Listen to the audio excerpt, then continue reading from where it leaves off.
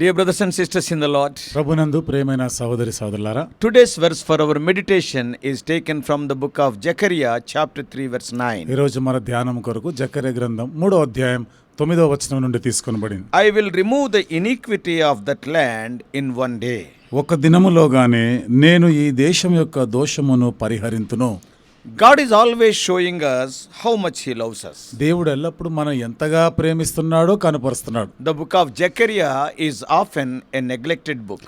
జకర్యా గ్రంథం అనేది తరచుగా అది నిర్లక్ష్యానికి గురైనటువంటిది. But we find in this book the visions and images which are pictures of how much God loves his people. అయితే ఈ గ్రంథంలో దేవుడు తన ప్రజలైన వారిని ఎంతగా ప్రేమిస్తున్నాడు అనేటువంటి ఆ చిత్రాన్ని, ఆ దృశ్యాలని మనం చూడొచ్చు. The third chapter of Zechariah gives us an amazing picture of the spiritual problem and solution God provides for the world to enjoy. జకర్యా గ్రంథం 3వ అధ్యాయంలో ప్రజలు చేసినటువంటి పొరపాట్లు, తప్పిదాలు, పాపములకి దేవుడు దానికి ఇచ్చేటువంటి పరిష్కారాన్ని బట్టి ఏ రీతిగా లోకం ఆనందిస్తుందో ఆ విషయాలు రాయబడ్డాయి. These images all point to what Jesus would do for the world when he comes to the earth.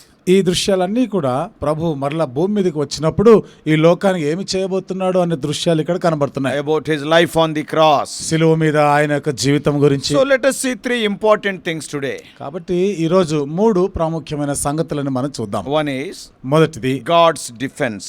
దేవుని యొక్క భద్రత. And secondly, రెండవది God's reversal, how he reversed the things. దేవుడి యొక్క తిరోగమనం, ఏ రీతిగా పరిస్థితులను ఆయన తిరగవేస్తాడనేది. And thirdly, మూడవది God's accomplishment. దేవుడు జరిగించే కార్యాలు. So quickly we are going to see these three things. త్వరగా ఈ 3 సంగతులను మనం చెప్పుకుందాం. Number 1. మొదటిది, in the first 3 verses we can see God's defense. మొదటి 3 వచనాల్లో దేవుడు ఏ రీతిగా ఆదుకుంటున్నాడో మనం చూస్తున్నాం. The chapter opens by depicting his people through the high priest named Joshua. ఈ అధ్యాయము ప్రధాన యాజకుడైన యెహోషువ అనేటువంటి మాటలతో ఆరంభించబడుతుంది. Joshua is pictured standing before the angel of the Lord representing the people. యెహోషువ దేవుని యొక్క దూత ఎదుట ప్రజల ప్రతినిధిగా నిలబడుతున్నాడు. But we are also told that Satan is there in this heavenly vision standing at Joshua's side. అయితే పరలోక దృశ్యంలో ఇంకా చెప్పబడిన మాట, సాతానుడు కూడా యెహోషువ ప్రక్కన నిలబడి ఉండట చూస్తున్నాం. And he is ready to accuse him. ఇక ఆయనని నిందించడానికి సిద్ధంగా ఉన్నాడు. We should not be surprised that this is what Satan is there to do. ఇది సాతానుడు ఈ పని చేయడానికే ఉన్నాడు కదా, మనమేం ఆశ్చర్యపోయే అవసరం లేదు. Satan is accusing Joshua. సాతానుడు యెహోషువ మీద నేరారోపణ చేస్తున్నాడు. So he is doing what he does always. ఎల్లప్పుడు చేసే పనే చేస్తున్నాడు ఇప్పుడు కూడా. We see this picture of Satan in the first 2 chapters of the book of Job also. ఈ సాతాను యొక్క దృశ్యాన్ని యోబు గ్రంథం యొక్క మొదటి 2 అధ్యాయాల్లో కూడా మనం చూడొచ్చు. He is accusing because of our sins before the Lord. దేవుని ఎదుట మన యొక్క పాపములను బట్టి వాడు నేరారోపణ చేస్తున్నాడు. This is the picture that is revealed in verse 3. ఇది 3వ వచనంలో బయలుపరచబడిన దృశ్యం. The reason Satan is accusing Joshua is because he is dressed in filthy cloths. సాతానుడు యెహోషువ మీద నేరారోపణ చేయడానికి కారణం యెహోషువ మలిన వస్త్రాలు ధరించుకొని ఉండుట. Yeah, the high priest is worthy of accusation and this image proves it.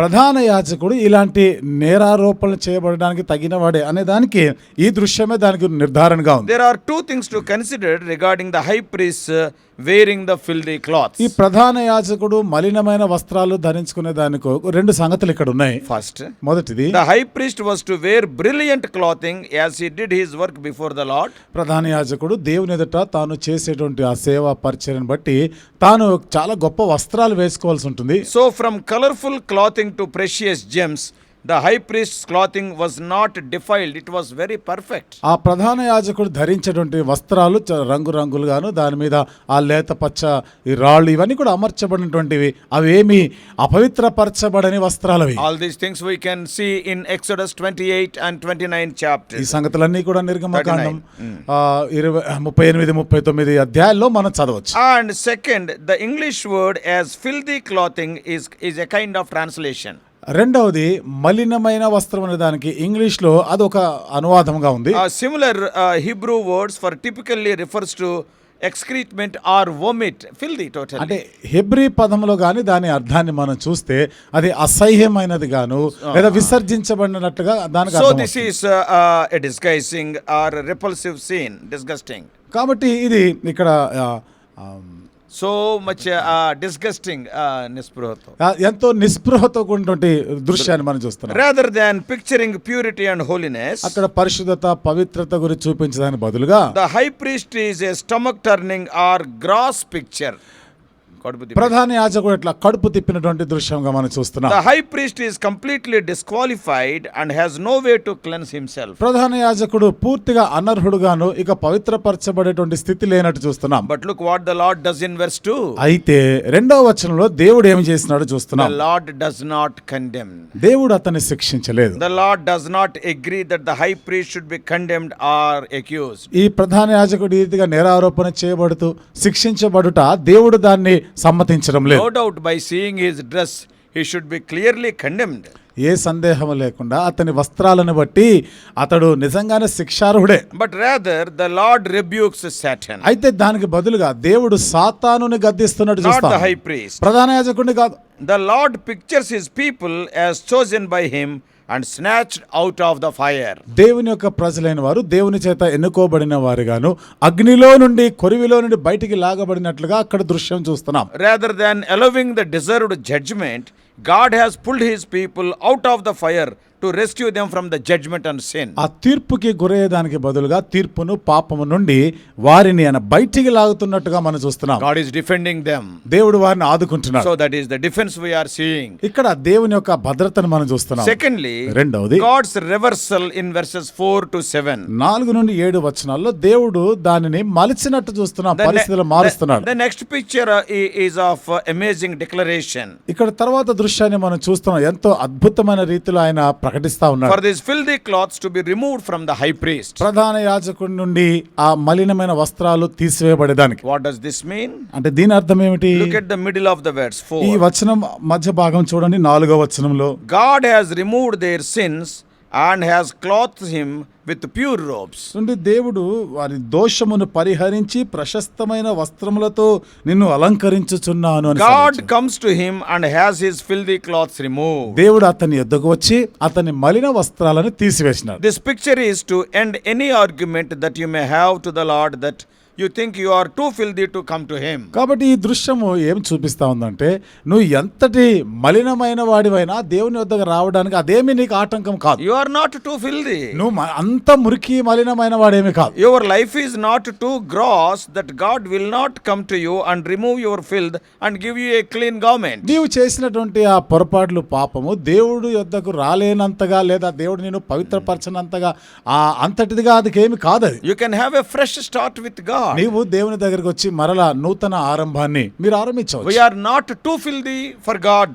దేవుని దృష్టికి మనం మలినమైనది అంత మలినమేమి కాదు. He is telling us that he will remove our gross clothes, cleanse us up and gives us clean clothes. ఆయన ఏమంటున్నాడన్నా మలినమైనటువంటి వస్త్రాలను తీసివేసి మనల్ని పవిత్రపరిచి శుద్ధి చేసి ప్రశస్తమైన వస్త్రాలని ఆయన ధరింపజేస్తాను. Not only we are being pictured as being cleansed, but God is restoring us to the rightful place as his children. ఇక్కడ శుద్ధీకరించబడిన ప్రజలుగా మాత్రమే కాకుండా దేవుడు మనల్ని ఉండవలసిన స్థానంలో ఉంచుతున్న దృశ్యాన్ని కూడా In verse చూస్తున్నాం. 5 we see the turban and priestly clothing put on the high priest. 5వ వచనంలో ప్రధాన యాజకునికి పెట్టబడినటువంటి ఆ పాగాని గురించి అతని వస్త్రధారణ గురించి మనం చూస్తున్నాం. You have not permanently ruined yourself. కాబట్టి నువ్వు ఎప్పటికీ చిరకాలానికి నీ జీవితం ఏమి పాడైపోయిందేమి Your కాదు. life is not too far gone for God. నీ జీవితం అంత దేవునికి అంత దూరం అయిపోయిందేమి కాదు. అది God can hit the restart button for your life. దేవుడు నీ జీవితానికి మరలా పునఃప్రారంభించగలడు ఆయన. And you can start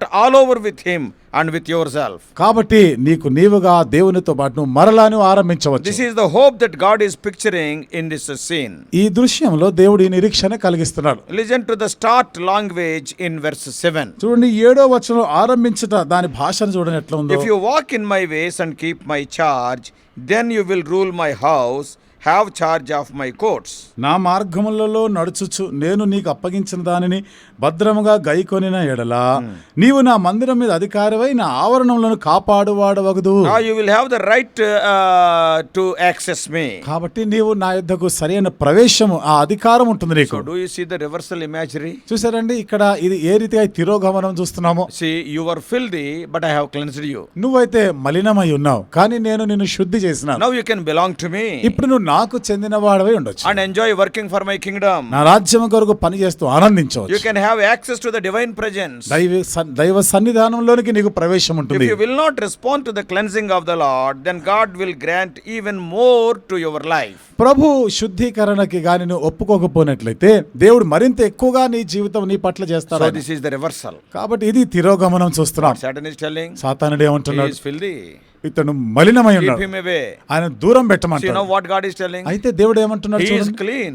ఇతడు ఇప్పుడు శుద్ధుడై ఉన్నాడు, Oh, let him come to me. నా యొద్దకు రానివ్వు And అంటాడు. finally, the third part today, చివరిగా నేటి దినానికి మూడో భాగాన్ని in చూస్తాం. verses 8 to 10, the accomplishment. 8 నుండి 10 వచనాల్లో దేవుడు జరిగించిన కార్యం. The big question is, how is the Lord going to do this? ప్రధానమైన ప్రశ్న ఏమిటిదంటే, ఇది దేవుడు ఎట్లా చేయబోతున్నాడు? The high priest is worthy of accusation. ప్రధాన యాజకుడు నేరారోపణలకి యోగ్యుడై ఉన్నాడు. The high priest is worthy of condemnation. ప్రధాన యాజకుడు శిక్షార్హుడై ఉన్నాడు. The high priest should remain in the fire and not be plucked out. ప్రధాన యాజకుడు అగ్నిలో ఉంచబడవలసిందే, బయటికి తీసుకొని రాబడవలసిన వాడు కాదు. So how is God going to rescue his sinful people, give them clean cloths and restore them to the place of access in God's అయితే kingdom? దేవుడు పాపభూయిష్టమైన వారిని శుద్ధీకరించి వారికి అంత ప్రశస్తమైన వస్త్రాలను ధరింపజేసి ఏ రీతిగా దేవుడు ఈ కార్యం చేయబోతున్నాడు? Verse 8 begins with the explanation. 8వ వచనము ఆ వివరణతో God ఆరంభించబడుతుంది. is going to send his servant, the branch.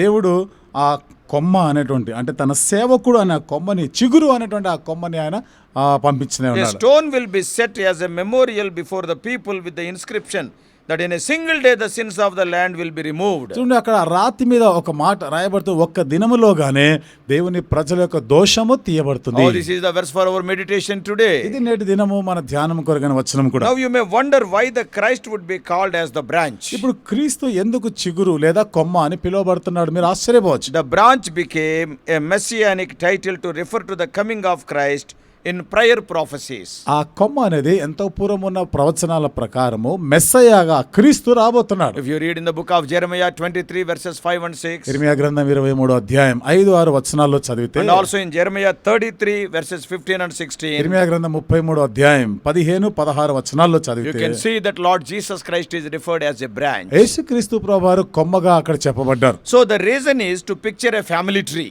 కారణం ఏమిటిదంటే, ఓ కుటుంబ వృక్షాన్ని గురించి ఆయన చెప్పాలని. God promised that from the offspring of David there would be one who would reign as king eternally, rule in righteousness and save his people. దేవుడు వాగ్దానం చేసినాడు, దావీదు అనేటువంటి ఆ వేరు చిగురు నుండి దేవుడు ఒక పరిపాలించేవాడు, ఏలువాడిని ఆయన తీసుకొని వస్తున్నాడని వాగ్దానం చేసినాడు. So the branch is the one connected to David's tree who will accomplish all of God's ఈ promises. కొమ్మ దావీదు వృక్షానికి అనుసంధానమైనటువంటిది, ఆయన చేసిన వాగ్దానాలన్నీ కూడా నెరవేర్చేవాడు. God declares that in a single day he would remove the sins through his servant the branch. ఒక దినములోగానే తన సేవకుడు అంటే ఆ కొమ్మ ద్వారా ప్రజల దోషమంతా కూడా నేను తీసివేస్తాను, పరిహరిస్తానని చెప్తున్నాడు. God's solution to reverse your life would happen through Jesus in a single day. నీ జీవితాన్ని మలుపు తీసుకొని రావడానికి ఒక్క దినములోగానే యేసు ప్రభువారు ఆ కార్యాన్ని చేస్తాడు. What is the single day when sins were removed? చూడండి, ఆ ఒక్క దినముగా అంటే దోషములు పరిహరించబడేది ఏమిటిది? ఆ ఒక్క దినము, The single day was with Christ gave his life on the cross. ఆ ఒక్క దినాన క్రీస్తు శిలువ మీద తన ప్రాణం అర్పించినాడు. And the atonement for your sins was made when Jesus gave his life on the cross. యేసు ప్రభువారు శిలువ మీద తన ప్రాణం అర్పించినప్పుడు నీ పాపమునకు పరిహారమైనది. This is the way the apostle Paul explained this truth in Romans chapter 3 verses 21 to 26. ఇదే అపోస్తలుడైన పౌలు రోమీయులకు రాసిన పత్రిక 3వ అధ్యాయం 21 నుండి 23 వచనాల్లో ఆ విషయాలు చెప్తున్నాడు ఆయన. God's faithfulness to his promises is revealed in Jesus. చూడండి, దేవుడు చేసిన వాగ్దానాలు యేసు ప్రభువారిలో అవన్నీ కూడా నెరవేర్చబడినట్టు చూస్తున్నాం. God presented Jesus as the mercy seat, the sacrifice of atonement, the place of grace. దేవుడు యేసు ప్రభువాన్ని పాప పరిహారార్థంగా ఆయన కరుణా వాత్సల్య గలవాడిగా అక్కడ ఆయన మనల్ని ప్రత్యక్షపరుస్తున్నాడు. Yeah, those who have faith in Jesus can be forgiven. ఎవరైతే యేసు ప్రభునందు విశ్వాసం ఉంచుతారో వారు క్షమించబడగలరు. Yeah, Jesus is like the mercy seat, the sacrifice of atonement. యేసు ప్రభు కరుణా పీఠం వంటి వాడు. అక్కడ మన పాపంలోకి బలి అర్పణ చేయబడినటువంటి Everyone ప్రదేశం. has filthy clothes, but through faith in Jesus, those filthy clothes are removed and you are given new clothes. అందరూ కూడా మలినమైన వస్త్రాలు ధరించిన వారుగానే ఉన్నారు. వస్త్రాలు మలినపరచబడ్డాయి. అయితే యేసు ప్రభునందు విశ్వాసం ఉంచడం ద్వారా నీ వస్త్రములు తీసివేయబడతాయి. ప్రశస్తమైన వస్త్రాలు నీకు బదులుగా ధరింపజేయబడతాయి. This is how God would be just and the justifier to those who have faith. ఈ రీతిగా దేవుడు నీతిమంతుడుగాను ఎవరైతే విశ్వాసం ఉంచుతారో వారిని నీతిమంతులుగా తీర్చివాడై ఉన్నాడు. Now come back to Zechariah 3:10. ఇప్పుడు జకర్యా గ్రంథం 3వ అధ్యాయం 10వ వచనానికి వస్తాం. When all of this happens, then these people are going to invite their neighbors to enjoy the same blessings. ఇవన్నీ కూడా జరిగినప్పుడు ఈ ప్రజలు వారి ఇరుగు పొరుగు వారందరినీ కూడా వారు పొందిన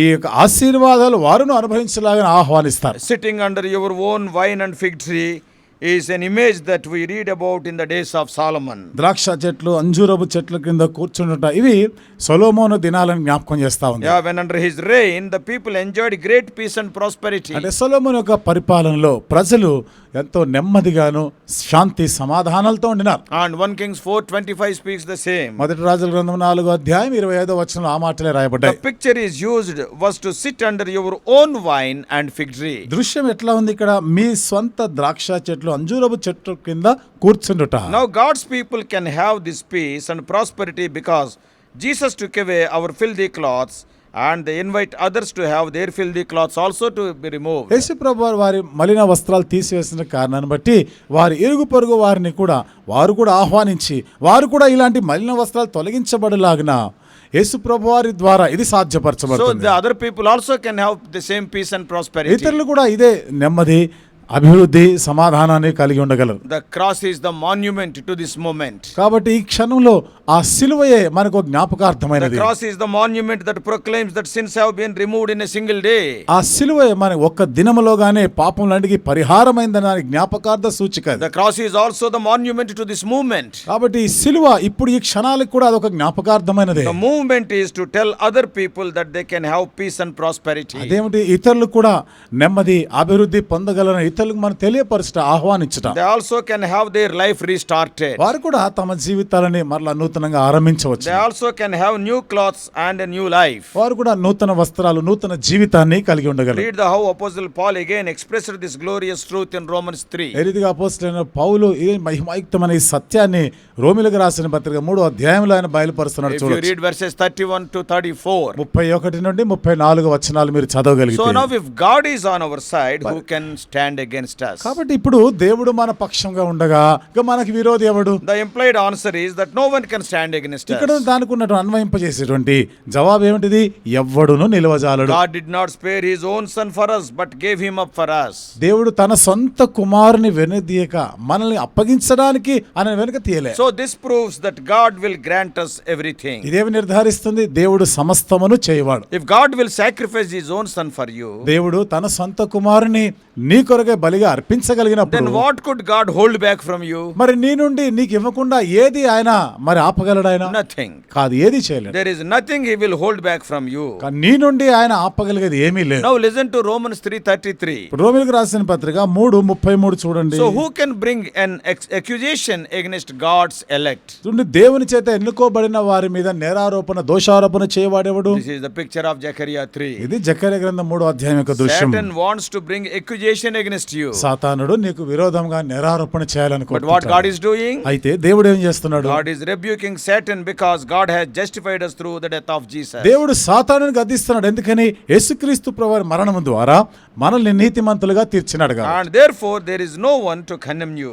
ఆ కారణాన్ని బట్టి ఇక నిన్ను శిక్షించడానికి ఎవడు లేడు. If you will walk in God's ways and listen to him, నువ్వు దేవుని మార్గాల్లో నడుస్తూ ఆయన యొక్క మాటలు విన్నట్లయితే then you will enjoy the peace and prosperity that God wants you to have. అప్పుడు దేవుడు నీవు కలిగి ఉండాలనుకున్నటువంటి సమాధానం అభివృద్ధిని నీవు కలిగి ఉండవచ్చు. Then no one can bring any accusation against you because you have been covered by the blood of Jesus. ఇక అప్పుడు ఎవడు కూడా నీ మీద నేరారోపణ చేయడానికి వీల్లేదు, ఎందుకంటే నీవు క్రీస్తు రక్తము చేత కప్పబడి ఉన్నావు. You can have freedom and purpose.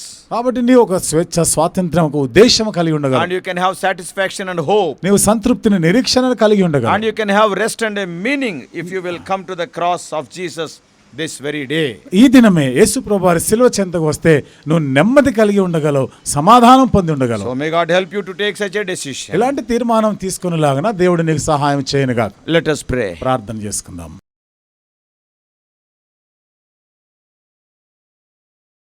Loving Heavenly Father, ప్రేమగల మా పరలోకపు తండ్రి, Lord, we thank Thee for showing us wonderful truths from book of Zechariah. జకర్యా గ్రంథంలోని అద్భుతమైన సత్యాలను మాకు బయలుపరుస్తున్నందుకు వందనాలు. Satan is an accuser of the brethren. సాతానుడు సహోదరుల మీద నేరారోపణ చేయవాడు. But we thank Thee, Thou art the one who reverses the situation. అయితే ప్రభువా, ఈ పరిస్థితులన్నింటినీ కూడా నువ్వు మార్చగలిగేవాడివి, నీకు వందనాలు No చెల్లిస్తున్నాను. doubt we are having filthy cloths. ఏ సందేహం లేదు ప్రభువా, మాకు మలిన వస్త్రాలు ఉన్నాయి. Even all our good deeds also, O Lord, they are like filthy rags in Thy sight, as per Isaiah 64:6. యెషయా 64:6 ప్రకారం మా నీతి క్రియలన్నీ కూడా మీ దృష్టికి అవి మురికి పేలికలనే ఉంది. But we thank Thee, Thou hast loved us. అయితే ప్రభువా, మీరు మమ్మల్ని ప్రేమించినారు, వందనాలు Thou చెల్లిస్తున్నాను. hast died for us. మా కొరకే మీరు మరణించారు. Thy precious blood can cleanse us from every filthiness. యొక్క ప్రశస్తమైన రక్తము ప్రతి మలిన మురికి నుండి ప్రభువా అది కడిగి శుద్ధి చేయగలదు. Because Joshua is a child of God. ఎందుకనగా యెహోషువ దేవుని బిడ్డ అయి ఉన్నాడు. And you have rebuked Satan. నువ్వు సాతానునే You గద్దించావు, have changed his garments. తన వస్త్రాలను మార్చినావు. Today the same privilege, the same prosperity, the same peace is awaiting ఇది us. నాన్న ప్రభా, అదే ఆధిక్యత, అభివృద్ధి ప్రభా, మరి ఇది మా సమాధానము మాకు అందుబాటులో ఉంది. O Lord, help us, our dear ones, to come to Thee so that their filthy garments may be washed, and also Thou may give clean garments. మా ప్రియులైన వారు కలిగి ఉన్న మలినమైన వస్త్రాలు తీసివేయబడి ప్రభా, మరి మీరు వారికి ప్రశస్తమైన వస్త్రాలు ధరింపజేయలాగిన వారు నీ చెంతకి వచ్చుదురుగా. Lord, when we are covered by Thy blood, దేవా, నీ రక్తము చేత మేము when కప్పబడినప్పుడు, we are the elect people of God, మేము దేవుని చేత ఎన్నుకోబడిన ప్రజలంగా no ఉన్నప్పుడు one can talk against us. ఎవరును మాకు విరోధముగా If మాట్లాడనేరు. anybody talks against us, O Lord, Thou will enter into the picture. ఎవరైనా మాకు విరోధంగా ఏదైనా మాట్లాడితే వెంటనే నువ్వు జోక్యం చేసుకుంటావు. What a wonderful privilege people are we. ప్రభా, ఎంత ఆధిక్యత గల ప్రజలం మేము. Speak to us more and more. ప్రభా, మాతో ఇంకా అధికముగా Help our మాట్లాడండి. dear ones throughout this day. మరి మా ప్రియులందరికీ దినమంతా కూడా మీరు సహాయం చేయండి. In Jesus' precious name we pray. యేసు ప్రభువారి అమూల్యమైన నామములో ప్రార్థించి వేడుకుంటున్నాము తండ్రి.